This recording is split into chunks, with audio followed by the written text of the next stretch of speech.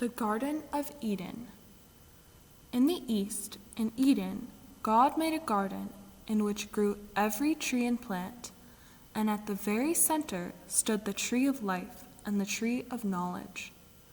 God put the man into the garden, telling him he might eat any fruit he wished, except from the tree of knowledge, for if he were to eat that, he would die.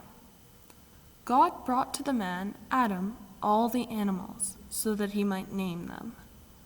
God then set Adam into a deep sleep, and while he slept, took one of his ribs, and out of it made a woman, so that Adam would have a wife.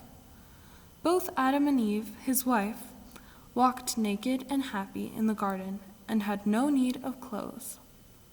Now the serpent, the most devious of all living creatures, questioned Eve, asking her if she could eat any fruit she pleased. Yes, she said, any fruit except that from the tree of knowledge. If we eat that, we die. But you will not die, said the serpent. Instead, you will discover the difference between good and evil, and so will be equal with God. The woman gazed at the tree and was tempted by the juicy fruit that would make her wise.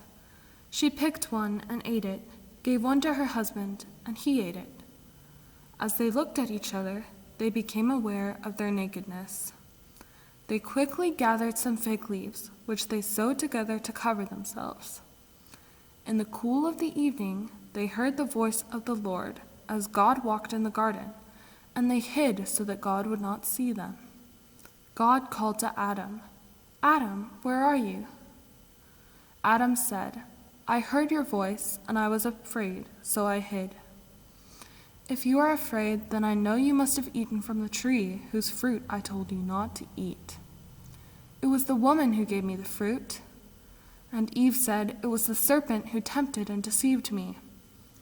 Then God cursed the serpent and banished him from the garden. He gave clothes to Adam and Eve, saying, "Now you know both good and evil. You must leave Eden. You cannot stay for fear you might eat also from the tree of life.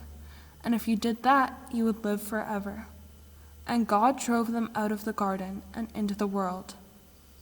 At the east of Eden he stationed cherubim and placed a flaming sword to guard the entrance to the garden and to the tree of life.